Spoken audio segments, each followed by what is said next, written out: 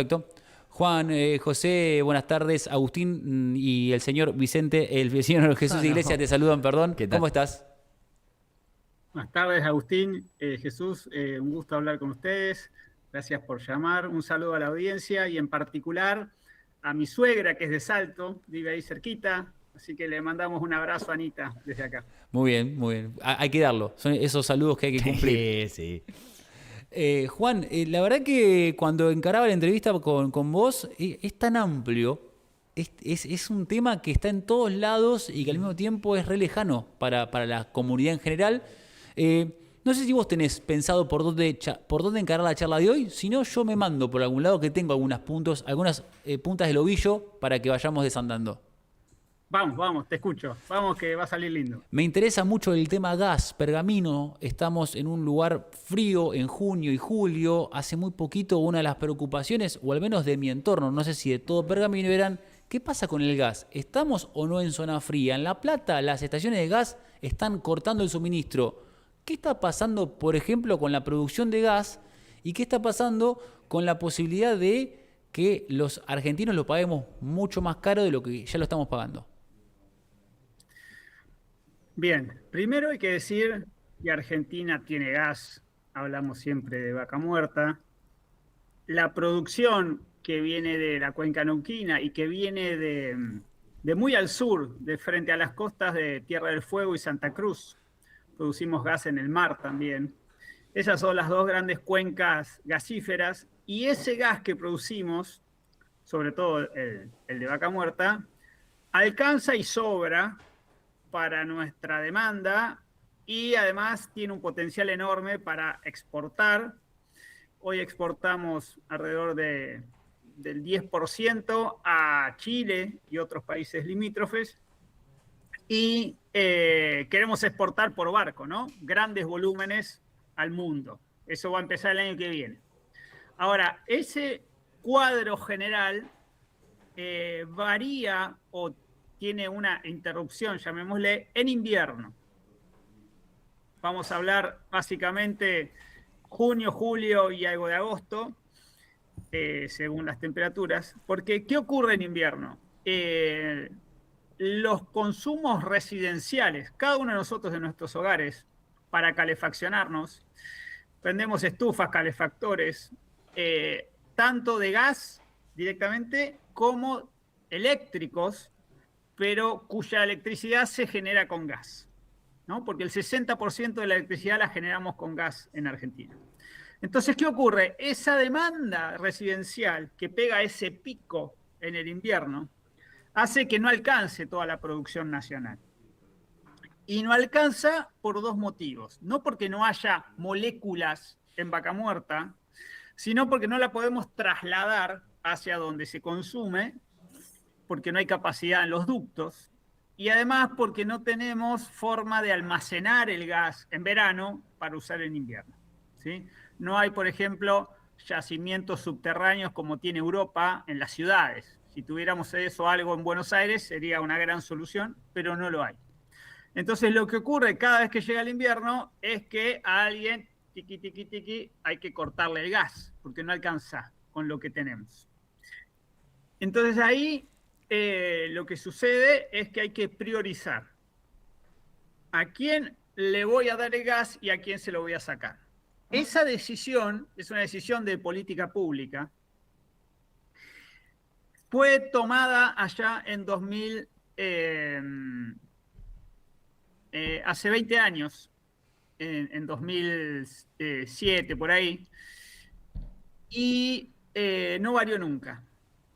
Y esa decisión implica que los usuarios residenciales van a ser demanda prioritaria, quiere decir que no van a sufrir cortes en invierno, pero además quiere decir que si hay subsidios del Estado, si el Estado va a poner plata del presupuesto, eso va a ir directamente al usuario residencial, que va a pagar más barato. Entonces, hay acceso irrestricto en invierno y a una tarifa más baja que la del costo pleno, ¿no? De producir el gas, transportarlo y después distribuirlo en las ciudades. Ahí me interesa, trabajando en una consultora, en el mundo, ¿es así esto también? Estas dos reglas de oro que tiene Argentina de primero los usuarios y además la subvención a los usuarios. ¿Funciona así en general en el mundo o es un caso particular de Argentina? Argentina tiene una particularidad, es una anomalía, yo digo que es una anomalía favorable, buena, ¿no? Que es la penetración del gas a nivel residencial. Eso ocurre en muy pocos países del mundo, contado con los dedos de una mano, que vos tengas que en los hogares, ¿sí?, te llegue la red de gas por un caño. Eso es difícil de encontrar y te modifica ya la morfología del consumo, ¿no?, en un país. Porque, ¿qué ocurre por lo general? O usás energía eléctrica, te fijas Europa, todo se calefacciona con energía eléctrica, o cuando vos mirás países de la región, bueno, usan otros consumos que son fósiles, líquidos, gasoil, fuel oil, o mirás Asia, África, y tenés carbón, tenés leña. Entonces, Argentina ha logrado reemplazar todos esos consumos por el gas natural, que es más limpio, que es más barato, que es más simple, aunque tenés temas de seguridad, ¿no? Por ejemplo, si se corta el gas en una cuadra, en un barrio, para restablecer el gas, no es como la energía eléctrica, que se fue y volvió y no pasa nada. En gas tenés que ir cuadra por cuadra, casa por casa, artefacto por artefacto, chequeando, ¿no?, que no te haya quedado una hornalla prendida, cosas por el estilo, por cuestiones de seguridad. Ahora, dentro de esta anomalía, que esto no nació ahora, no es de vaca muerta, es producto de haber tenido gas en Comodoro Rivadavia, pero sobre todo de un gran yacimiento de gas que descubrimos en los años 70 en Neuquén, que se llamaba Loma La Lata, se llama, sigue produciendo poquito, pero sigue estando.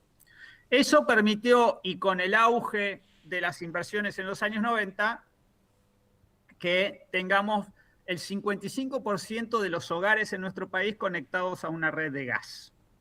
Entonces, ahora sí voy a tu respuesta, a la respuesta a tu pregunta. En el mundo no se suele dar esta disyuntiva, ¿sí? Tal vez se da en términos parecidos, pero en el sector eléctrico, ¿no? Y ahí la pregunta es ya de modelo de país. ¿Qué preferimos? ¿Tener bienestar, calidad de vida en nuestros hogares, ¿no? Pensemos lo más fácil. ¿Qué pasa cuando se corta la luz en el verano, ¿no? En, no sé, Villa Lugano. A los 2 minutos tenés un piquete, un corte de calle, cacerola, ¿no? Estamos acostumbrados a eso como argentinos. Bueno, para evitarlo, bueno, no le corto el gas en el invierno a los hogares y trato que no se corte la energía eléctrica en el verano. Ahora, eso es una parte. La otra parte de la cuestión es, ¿y qué hago con las industrias? Yo prefiero que el gas lo use el usuario residencial para que esté cómodo en su casa, que no pase frío en la Patagonia o en una ciudad también con mucho frío, como pueden tener ustedes en Pergamino. O digo, no, yo quiero que la industria tenga gas barato para que sea competitiva, para que ese insumo le sea el más económico posible y para que sus productos sean competitivos para el mercado interno y para la exportación, para ganar mercados de exportación. Esa disyuntiva en Argentina está resuelta desde hace 20 años y mira que pasaron gobiernos en el medio, nadie la tocó. Y uno podría plantear el esquema a la inversa, porque la lógica ¿cuál sería? Mira, la industria consume flat todo el año, lo mismo, ¿no? Ponele unos 25, 30 millones, por ahí un poco más, según si hay recesión o hay auge de actividad económica. Pero más o menos te consume lo mismo todo el año, es un escalón. Encima viene la generación eléctrica, las centrales térmicas.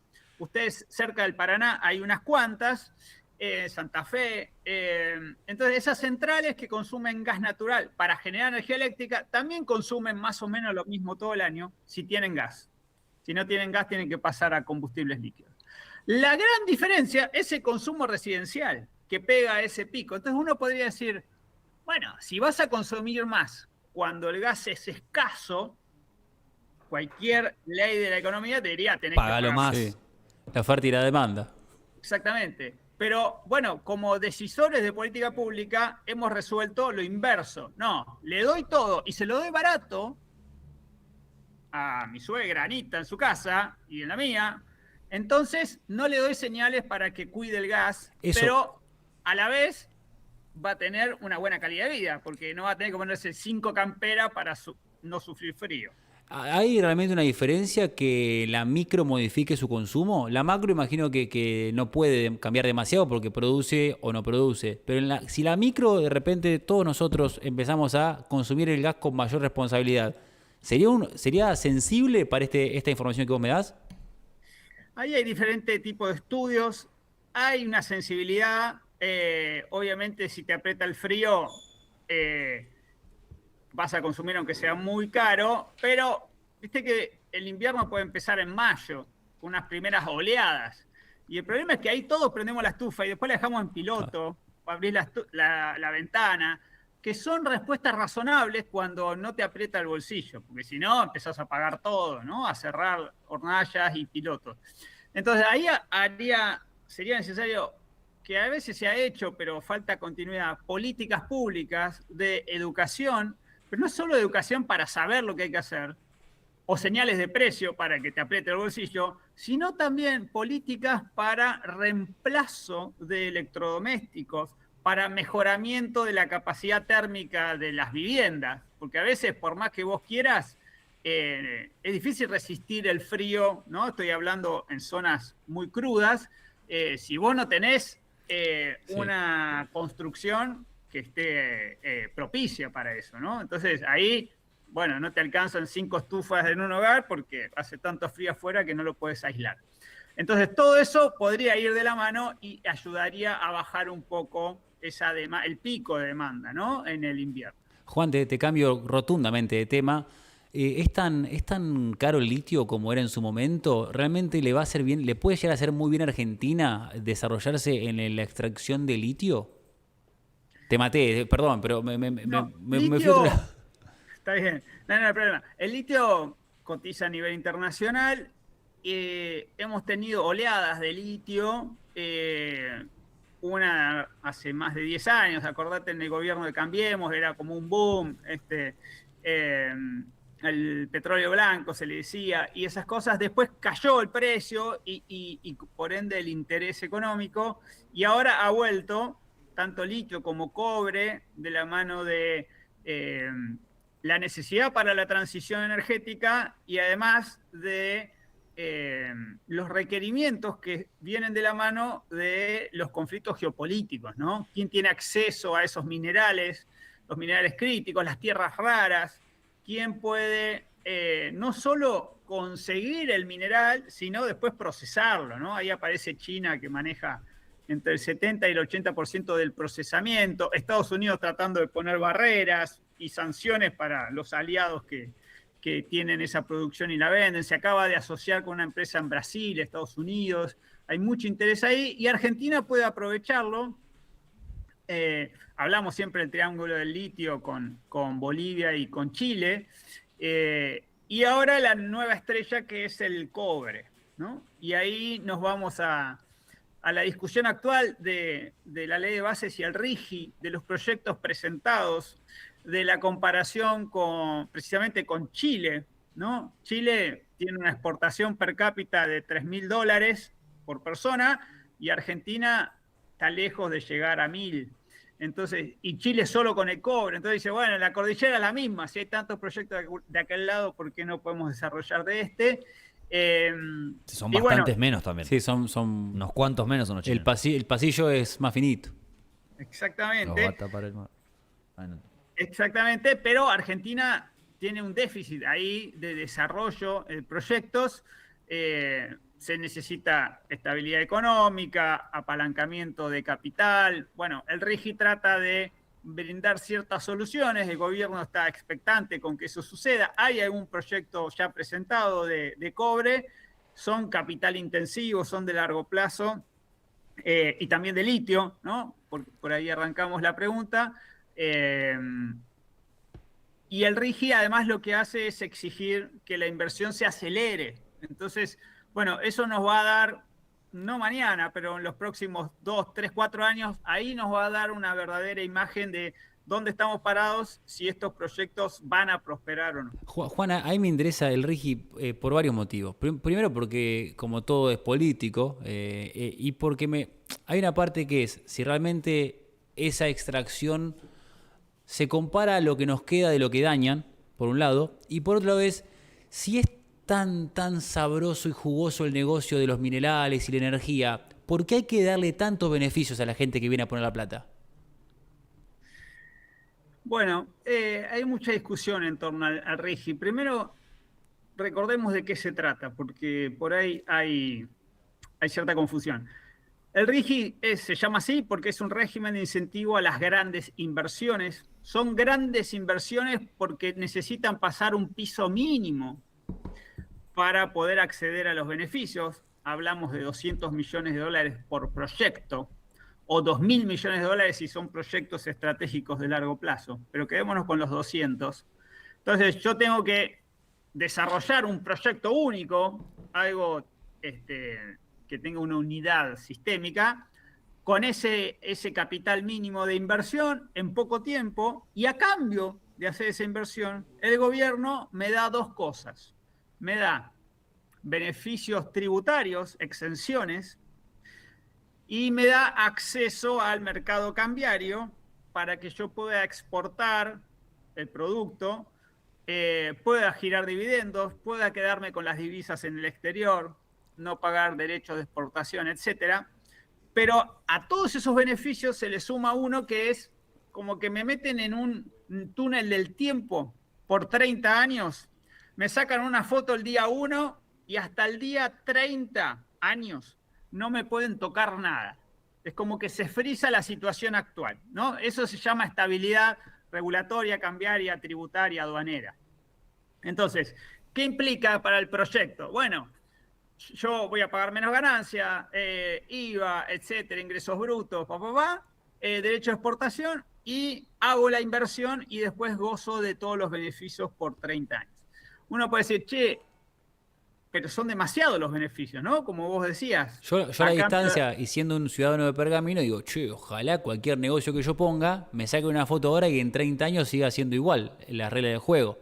Pero bueno, entiendo que también hay una cuestión vinculada a la cantidad de dinero que se invierte que... Claro, tenés que poner arriba de 200 palos. Por eso. Es la cantidad de dinero y es el tipo de proyectos, ¿no? Son proyectos capital intensivo, pero cuyo repago son 5, 6, 7 años, ¿no? Hablamos de obras de infraestructura o de estos grandes proyectos mineros que te tenés que ir 3.000, 4.000 metros de altura y montar una ciudad y desarrollar toda esa infraestructura allá. Uno diría, bueno, está bien porque estoy facilitando esos proyectos y que los proyectos se concreten a cambio de, bueno, de muchos beneficios. Y vos decís, bueno, hay otros sectores de la economía que no los tienen, los beneficios, bueno, pero no invierten tanto, o si invierten no son los sectores que el gobierno quiere fomentar, o tal vez hay otra lectura que también la vamos a encontrar en la literatura y en el debate público, que es, che, te pasaste 3 pueblos, no tenías que dar tanto, ¿no? Está bien fomentar las inversiones, etcétera, pero fue demasiado. Cuando uno va a ver regímenes de los años 90, estoy hablando pleno neoliberalismo, por ejemplo, te permitían dejar afuera en el exterior el 70% de las divisas. Bueno, hoy estás en el 100%, o sea, estás dando más que en los años 90. Ahora, también eso tiene una contrarrespuesta que es, ¿y qué querés? Somos Argentina, nos conocen. Exacto. Yo iba a hacerte un comentario sobre eso y te iba a preguntar cómo es en el resto del mundo. Si vos, por ejemplo, no te voy a decir Alemania, pero en cualquier capital privado que quiera invertir en X país europeo, es similar, por más que ellos tienen mucha más estabilidad económica a través del largo plazo. Alemán. Exactamente. Pero, sobre todo, entiendo que debe haber, pero la estabilidad les da seguridad al inversor. Pero, ¿existe este tipo de proyectos en otras partes del mundo que haya funcionado? Voy a separar la respuesta en dos. En el mundo hay mucha política industrial y en los últimos años ha vuelto con todo de la mano de Trump, de los conflictos geopolíticos. Política industrial es decir, te doy beneficios, cualquier tipo de beneficios, que sean subsidios, transferencias, exenciones, lo que sea, a cambio que inviertas acá, que inviertas en un sector estratégico, etcétera, etcétera. Eso ocurre incluso en los países más liberales, ni hablar ahora en Estados Unidos. Pongo barreras arancelarias para que no me entre la inversión china, así en mansalva.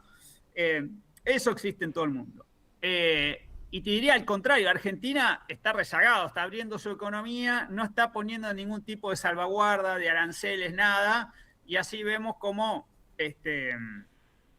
nuestras grandes empresas pierden licitaciones contra oferentes de China, de India. Nuestras grandes empresas que tuvieron muchas libertades durante muchos años también. Sí, bueno, y ahí va la segunda parte, porque vos podés decir, bueno, esto existe en el mundo. Bueno, en el mundo no hay cepo, hablemos la Claro. regla, ¿no? No hay cepo, hay libertad cambiaria, entonces vos decís, bueno, yo hago una inversión, puedo sacar la plata, girar dividendos, etcétera. Ese es el gran pedido de las compañías aquí y es muchas veces el freno a que venga inversión extranjera directa, porque lo que hay que decir es con el RIGI, con todos estos beneficios, está habiendo inversión local, no inversión extranjera. En minería se ve un poco más, en hidrocarburos y teniendo vaca muerta no lo estamos viendo. Entonces todavía está faltando algo, siempre se habla de riesgo político. ¿Qué va a Claro, hacer el yo te iba a próximo preguntar eso gobierno? también. ¿Qué pasa si dentro de un año, cuando haya elecciones, Cambia el gobierno. claro, exactamente, el y RIGI dan vale. vuelta a las reglas del juego otra vez? Dos cosas. Una, el RIGI termina en julio del año que viene. La opción de entrar. La acción de entrar. Se prorroga un año más, entonces si a julio del año que viene, para nuestra fecha patria, el 9 de julio, no tuviste la adhesión al RIGI por parte del Ministerio de Economía, bueno, se acabó, se cerró la ventana y a otra cosa. Ahora, los beneficios del RIGI, como dijimos, duran 30 años. Entonces, ¿qué puede pasar con el próximo gobierno o el que le sigue? En principio, la respuesta formal, legal, es nada. No debería pasar Sí. nada. ¿Pero por qué? ¿Por qué? No porque sea un capricho o un deseo, sino porque el diseño del RIGI está planteado de forma tal de que cuando vos, yo te dije, te saca una foto del año 1 y sigue hasta el año 30. Si en el medio alguien mete la cola, el RIGI te permite ir directamente a un arbitraje internacional. Ni siquiera a los tribunales argentinos. Te vas directamente al CIADI, Sí, a claro. la Corte. Lo que pasó con Repsol, ¿o no? Lo que pasó con Repsol, hubo un acuerdo, pero pasó con las privatizadas de los años 90, ¿no? Los servicios públicos. Cuando se rompe la convertibilidad, bueno, se fueron todas al CIADI y el 90% de esos juicios los perdí. Entonces yo te diría, hay un blindaje a los proyectos. Ahora, yo te voy a dar una respuesta más política ahí. Eso es jurídico, ¿no? Jurídico-económico, pero una respuesta más política. Yo mencioné hoy a la pasada que el RIGI tiene un sesgo cortoplacista en la inversión, porque vos, de cada proyecto, esos 200 millones, tenés que realizar el 40% de la inversión en los años 1 y 2, a partir de que empieza. Y ya el proyecto hoy que están aprobados, el primero ya está funcionando, un parque solar, y otros que ya están desarrollándose, pero el año que viene, el que le sigue y el siguiente, o sea, los próximos 3, 4 años, el monto de inversión va a ser monstruosa, porque todos los proyectos van a tener que entrar ahí, porque ya dijimos que se cierra la ventana, entonces entraste y tenés que empezar a invertir ese 40%, con lo cual el gobierno que venga, sea este que reelige, Se encuentra o una con un opción, montón de inversiones. una opción a derecha, izquierda, arriba, abajo, la que vos quieras, se va a encontrar con las mieles del RIGI, con inversión, actividad, recaudación, cortar cintas de infraestructura, Sí, ductos, Y si- plantas, lo que vos quieras. Perdón, no quiero interrumpir. No digo, entonces no va a haber incentivo para decir esto no me gusta, porque cualquier político quisiera hacer eso. Ahora, el gobierno que le siga, tal vez agarre la cola de eso. El que le siga a ese, ahí vamos a estar en problemas, pero hay algo a favor nuestro, que es que para Argentina eso es un albur. Hablar de acá a 8 o 10 años, No, es Hablar de acá a junio es una locura, el de junio No, que me viene. preocupa que si se diera vuelta el esquema político argentino, el que entra, hipotéticamente siendo, ¿sabes mi postura? Se encuentra con un montón de guita. Y después te van a decir, no porque nosotros lo arreglamos. Ella es otro tema que... Perdón, yo que- lo mío que es en parte medio, de- tengo mis broncas. Perdón. No, rompieron todo. Y mirá, vinimos nosotros y lo arreglamos. Bueno, pero también parte de este juego es gracias a ciertas políticas que son recontra públicas, porque hay una intervención que ha sido importante, me parece. Por ejemplo, en los gasoductos, YPF, y Vaca Muerta, reacomodado después de privatizaciones que las han destruido. Ahí hay como un tire y afloje muy fuerte respecto a si privado o público. Voy a dejar minería de lado por un momento. Hay dos sectores en el RIGI, minería y energía, oil and gas, petróleo y gas. Me voy a quedar con energía. En petróleo y gas, la gran respuesta a por qué están estas inversiones y por qué tenemos hoy un superávit comercial energético de 8.000 millones de dólares el año pasado, 7.000, y se espera para este año unos 10.000 como mínimo.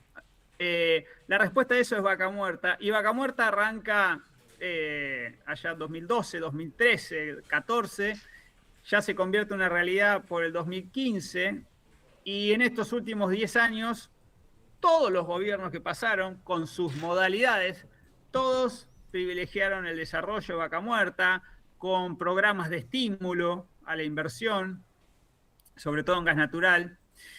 Y después es YPF la que no solo lideró el descubrimiento y la curva inicial de desarrollo de Vaca Muerta, ¿no? El desrisqueo, le decimos, saber dónde hay que perforar, cómo hay que perforar. Eso lo hizo YPF junto con Chevron al principio, y después se sumaron otras compañías nacionales e internacionales. Hoy hay un gran club de empresas ahí, un conglomerado, mejor dicho, y eso es una continuidad de políticas, una decisión de que ese es un sector estratégico, y es una decisión que han compartido la nación y las provincias, Neuquén, Río Negro y otras más, y toda la industria hidrocarburífera. Entonces ahí nadie puede arrogarse la exclusividad. Sí, sí. Todos tienen una parte, en el buen sentido, una parte de responsabilidad de que eso haya caminado, y cada uno también tiene su visión particular. Este gobierno con la ley de bases le ha dado un cambio a la política energética diciendo, bueno, yo me retiro, que todo sea oferta y demanda, que los precios sean libres y las exportaciones también, y como finalidad de la política energética agregó un concepto que es nuevo, que es, estamos acostumbrados del autoabastecimiento, a hablar mucho de autoabastecimiento. Ahora Vaca Muerta es como que te da tanto que ya te olvidás de eso, porque la demanda interna está abastecida mayormente. Y el nuevo concepto es el de maximizar la renta, ¿no? Del recurso del subsuelo. Y bueno, y en esa estamos con grandes proyectos de exportación, tanto de petróleo como de gas, con YPF a la cabeza y otras compañías. Esto va a permitir que ingresen muchos dólares en los próximos años. La pregunta es, ¿qué hacemos con esos dólares? ¿A quién beneficia? ¿Y cómo logramos que sea un desarrollo sustentable para el país? Juan José Carvajales, te agradezco la charla. Te vamos a prestar de vuelta, si lo permitís, porque me quedé... Me encantó la charla. Sí, sí, además tenemos gente que nos está esperando desesperadamente y nosotros seguimos charlando y Porque está muy nutritivo. nada más no hablamos de renovables, de un montón de cosas. Hablando O sea, una hora más, pero bueno. si nos permitís, te vamos a prestar de vuelta. Bien, tenemos ahí en las redes, en Consultora Passepartout, material que es bastante didáctico para el que le interese meterse Perfecto. en temas de energía, ahí nos pueden seguir. Impecable. Juan José, muchas gracias y te escribimos de vuelta para insistir con esta charla porque nos parece un tema importante y, como dice acá el compañero, nutritivo. Así que muchas gracias. Muchas gracias. Bueno, queda a disposición, un saludo a la audiencia. Saludos. Muchas gracias. Che, la data que tiene. Me sabe, encanta la boludo. gente con data. Que me disculpe los muchachos que tienen una calidad.